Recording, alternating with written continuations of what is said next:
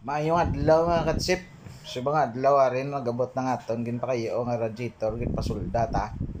So igataod ta na. Pero antes tayo taod mag intro ta na kadali sa ngaton sini to this vlog. Ari tanawan yung intro tawa.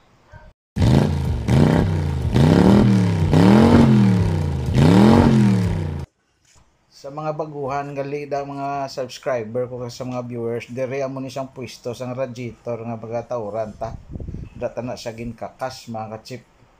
So makita nyo subong nga gina-installer ng ilang mga frame sa kilid kaya hindi taman ni direkta nga mataod ang radiator, may frame gini siya sa kilid nga support niya para nga mataod siya kag mapwesto siya maayo sa iya nga bulutangan nga kung mag-vibrate hindi siya mano.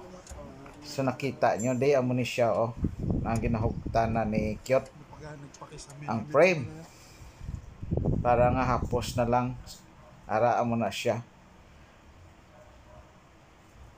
Ay gasulod ta na ang radiator,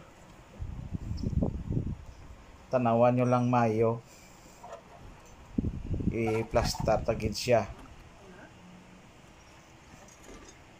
Agi na sitting na ora na sitting ta na. So ready na siya para installer sa iya itong bulutangan sa tubang sang makina mga katsip. So mulang inang aton tutorial subong mga katsip, subong adlaw kabay pa may natunan kamo.